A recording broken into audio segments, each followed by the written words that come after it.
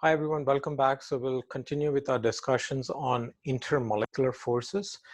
And in this video, we're going to discuss hydrogen bonding and then look at a few examples. Okay, so hydrogen bonding, I'm going to define hydrogen bond first, okay? Hydrogen bond. That's what the intermolecular force is, hydrogen bond, not bonding. So a hydrogen bond is not a bond in a true sense, okay? It is only an interaction between a hydrogen that is bonded to an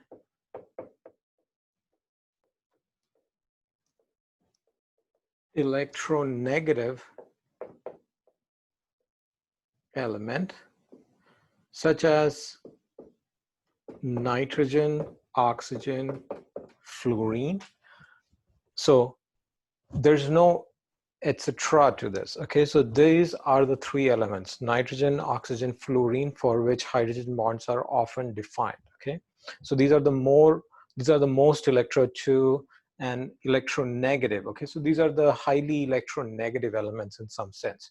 So those are the elements for which a hydrogen bond is defined. So electronegative element to such as this, and another electronegative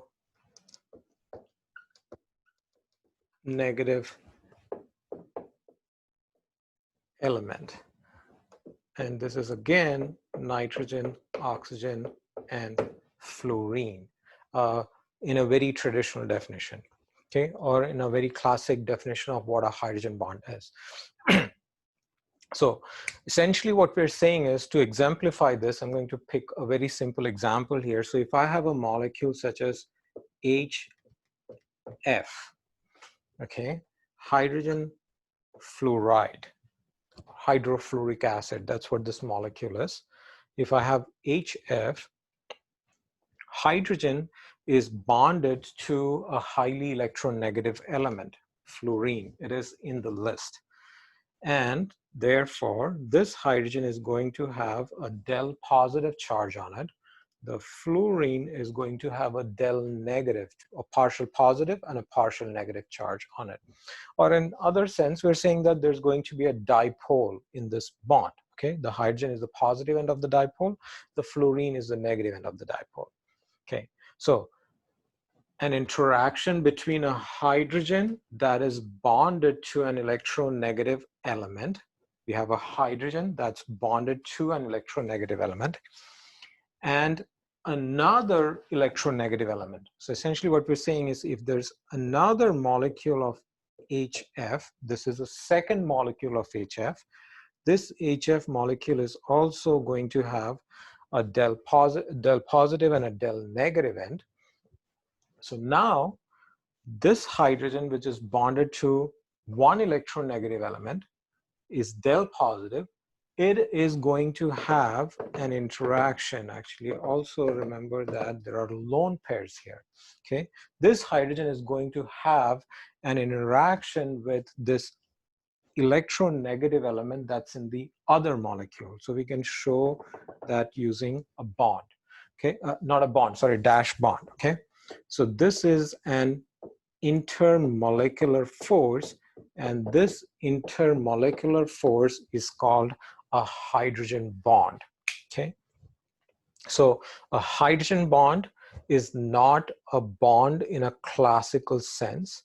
That means things don't really share electrons, or you do not transfer electrons to form ionic bonds or covalent bonds. It is more like an interaction between a hydrogen that's connected to one electronegative element with another electronegative element, which is part of another molecule.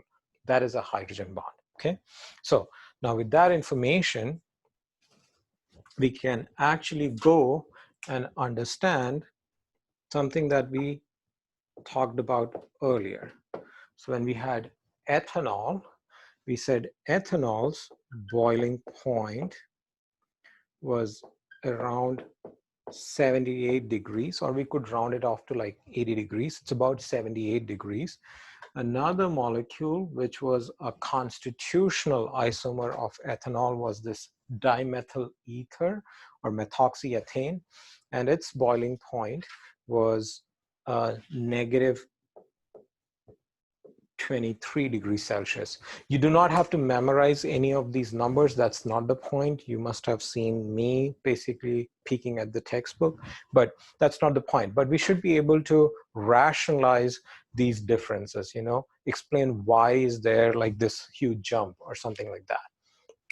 Okay, so now if we have these two molecules and there is a huge difference in their boiling points, we should be able to explain why they are different, because again, boiling point is connected to the strength of the intermolecular force.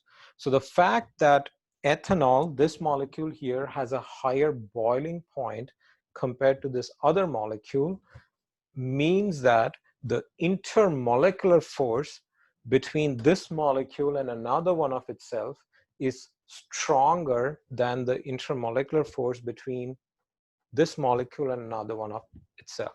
So let's think about the intermolecular forces that would exist between these molecules. So if you look at this molecule here, dimethyl ether, you can work through this. This oxygen has two lone pairs as well.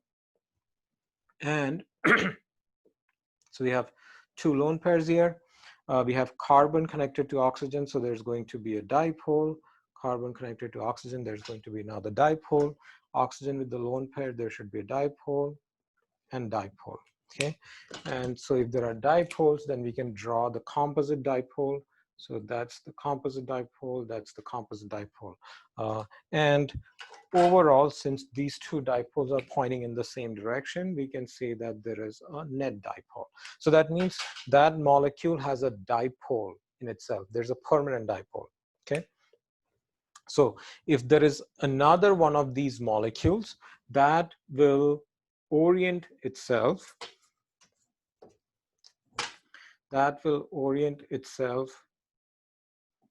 like this, okay, so that its molecular dipole is going to be oriented in the opposite direction, and so that way these two dipoles can attract each other.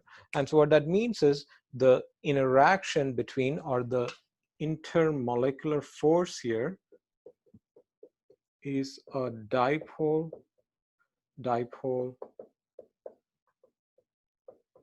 interaction. Okay, that's a dipole interaction is going to be the intermolecular force between two of these molecules. Now, when you come to ethanol, this also has an oxygen, okay, with two lone pairs on it. And you can talk about dipoles. Yes, there is a dipole here, there's a dipole here. So there's going to be dipole-dipole interaction. But additionally, notice that you have a hydrogen that's connected to a highly electronegative element, oxygen. So that means you have del negative here, you have del positive over there. And if there is another molecule of ethanol, there's del positive here, there's del negative here, okay? So the hydrogen on one of the ethanol molecules can have an interaction with the oxygen of the other ethanol molecule. And this is now a hydrogen bond. Okay, that's now a hydrogen bond because a hydrogen connected to one electronegative atom in a molecule is interacting with an electronegative element in another molecule. And this phenomenon basically just continues because this hydrogen can now interact with oxygen in another molecule because this is also del negative.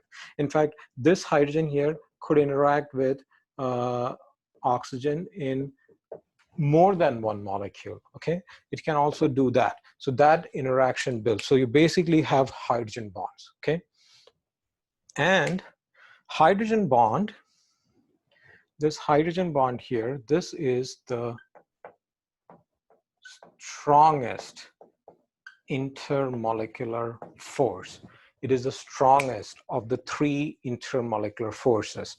I will write down the order soon, but it is basically hydrogen bond being the strongest intermolecular force, then dipole-dipole interactions, and then finally the lowest or the weakest intermolecular force is the London dispersion force or the fleeting dipole-dipole interaction.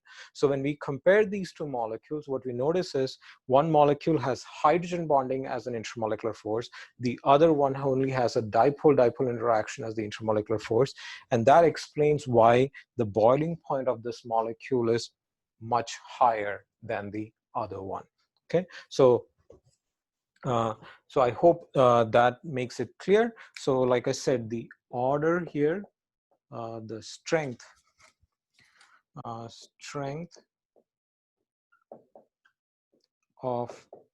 intermolecular forces, the order is hydrogen bond stronger than dipole,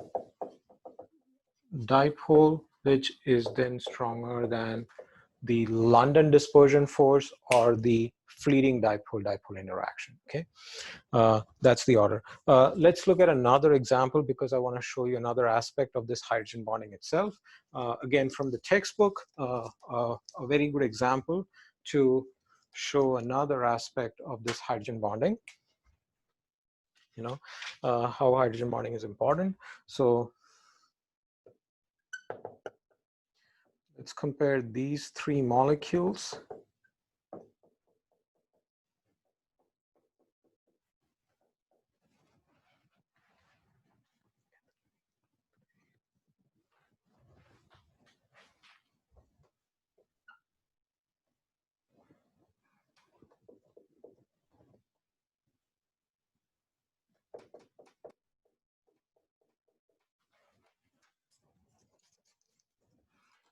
Let's keep it to a bond line structure. These are not important. Let's get away from there.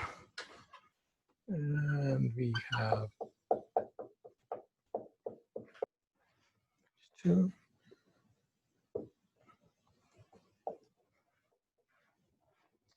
Okay, this is 3.5 degrees boiling point. This is 37 degrees. And we have 49 degrees. So those are the boiling points of these molecules. And now can basically start questioning and wondering, rationalizing as to why should this change? Again, if you look at all three molecules, they have a molecular formula of C3H9N. They all have the same molecular formula. 3 carbons. Each carbon has 3 hydrogens, so 3, 6, 9, and then a nitrogen, so C3H9N. We have 1, 2, 3 carbons, 3 hydrogen, 4 hydrogen, 6 hydrogens plus 3, 9 hydrogens, and then we have 1, 2, 3 carbons, we have 3 plus 2, 5, plus 2, 7, plus 2, 9 hydrogens. So they all have 9 hydrogens in them. They have the same molecular formula. And again, they have different structure or connectivity. So these are constitutional isomers. And you can ask, why should the boiling point of that molecule be highest, or why should this be the lowest? And explain this in terms of intermolecular forces. Okay, so what would be the intermolecular force between this molecule and another one of itself, or like in a bulk of these molecules? So if you notice, there is nitrogen and there's carbon. So you can imagine that there is dipole in this molecule. So this one is going to have a dipole interaction as the intermolecular force.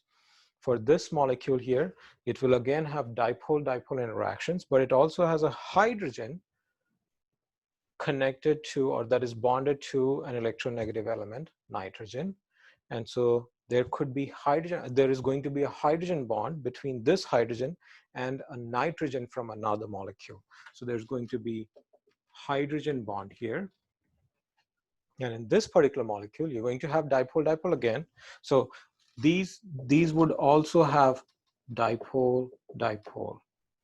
But the primary intermolecular force, or the main intermolecular force, is the one that's boxed, okay? So dipole-dipole, hydrogen bonding, and hydrogen bond, dipole-dipole.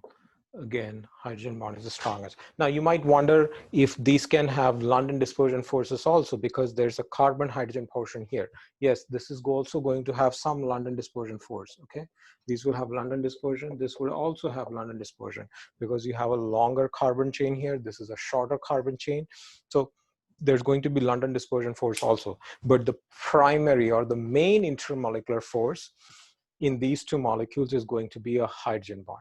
And now the reason why that has the highest boiling point is because it has two hydrogens on that nitrogen, which means it can form a stronger network of hydrogen bonds. Okay, it can form more hydrogen bonds per molecule.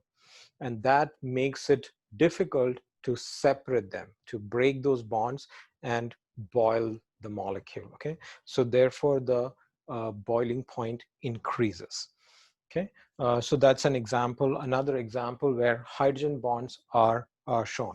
So we've talked about the different kinds of intermolecular forces. We've also talked about uh, the strength of these intermolecular forces. Now let's maybe look at an example, okay? A simple example that I want to give you guys. So let's say if you have a few molecules, can we rank them, or at least predict what would be the primary intermolecular force and which one is going to have a higher boiling point? So let's say we have a few molecules, 1, 2,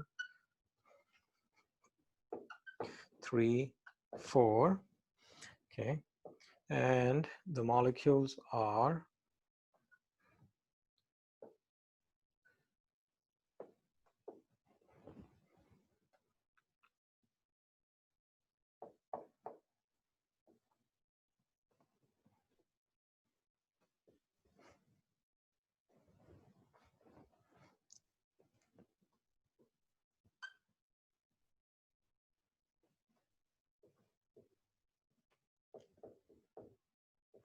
let's say these are 4 molecules, okay, I've drawn.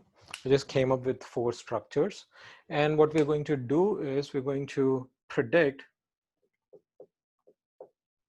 the nature of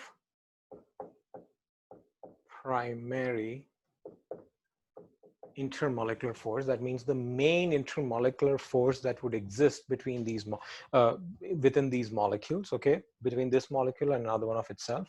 And we're also going to rank the boiling point of the molecules, okay, and we'll rank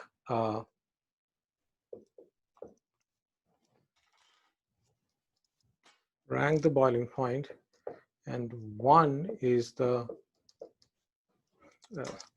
I don't want to confuse this. Actually, I'm going to change this numbering a little bit to avoid any confusion. So that's A, B, C, and D, and rank 1 is the highest boiling point. Okay, rank 1 would be the highest boiling point. So let's look at these molecules one by one. If you look at the first one, what you notice is just a hydrocarbon, or just carbons and hydrogens. So molecules which contain only carbons and hydrogens in them are called hydrocarbons. We'll talk about these more in chapter 4. So just a hydrocarbon, no dipole in it. So the nature of the intermolecular force here is going to be a London dispersion force, okay? Because it cannot have dipole-dipole or hydrogen bonding. The second molecule, again, notice how all of these are pretty much the same number of carbons approximately, okay? This is also 6 carbons, but now it has some branching, but no dipole, no hydrogen bonding. So the nature of the primary intermolecular force is going to be a London dispersion force. When you come to this third molecule here, you notice oxygen, which is bonded to a carbon. So that tells you that this molecule is going to have a permanent dipole in it. Now notice how the oxygen does not have a hydrogen connected to it. That means it cannot engage in hydrogen bonding. But since it has a permanent dipole in it, the primary intermolecular force, or the strongest intermolecular force, is going to be a dipole-dipole interaction. Will this molecule have London dispersion forces between them? Yes, it has this carbon hydrogen chain, so it will have some London dispersion force also, but the strongest or the primary intermolecular force is going to be dipole-dipole. The third molecule, when you look at it, has a long chain. That means it will have LDF, London dispersion forces. There is dipole in it. Okay, there is dipole here. There is dipole here. So it is also going to have dipole-dipole interactions. But then notice it also has a hydrogen and an oxygen. Okay, that means this can also engage in hydrogen bond with another molecule. Okay, so the primary intermolecular force is going to be a hydrogen bond. Now, based on this assessment, okay, our understanding of the primary intermolecular force between these molecules, now we can predict the boiling point, okay, rank them according to their boiling point. And remember, stronger intermolecular forces result in higher boiling points. So since hydrogen bond is the strongest intermolecular force, this will have the highest boiling point. Dipole-dipole is the second strongest intermolecular force. So this will be rank 2. The top two molecules, A and B, they have London dispersion forces. And then recollect that London dispersion forces is a function of surface area. Higher surface area means stronger intermolecular force. So since this is more linear, it will have a higher surface area, or it has a higher surface area. Hence, it should have stronger intermolecular force. So this will be rank 3, and this would be rank 4. So that means based on our understanding of intermolecular forces, we can actually compare a physical property. Boiling point is a physical property of molecule. We can compare a physical property.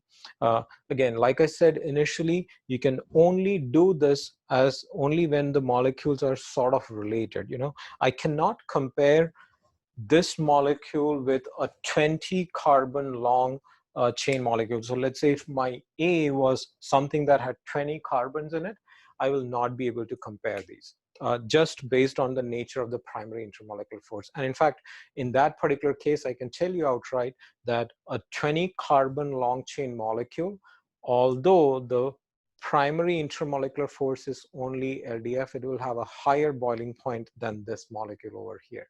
Okay, so this only works when they are comparable in some sense. They have to be like relatively similar to each other.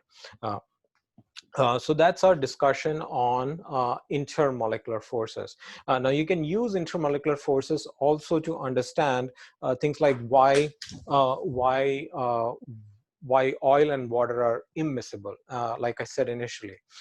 So if you think about water, the intermolecular force between water molecules is going to be a hydrogen bond. Oil, on the other hand, it is mostly a long hydrocarbon chain with some dipole related stuff at the end. Okay, so it's going to have a lot of London dispersion force and then some dipole-dipole interaction. So the oil does not mix with water because for these to mix, they have to break into each other's intermolecular forces. And since water has hydrogen bonding in it as an intermolecular force, the molecules of oil cannot penetrate into the intermolecular forces in water molecules. So they do not mix because they cannot compensate for each other. Okay, so that's the thing. It is the discussions there a little bit more in the textbook, so you can read about it. Okay, so that's a discussion on intermolecular forces. Bye.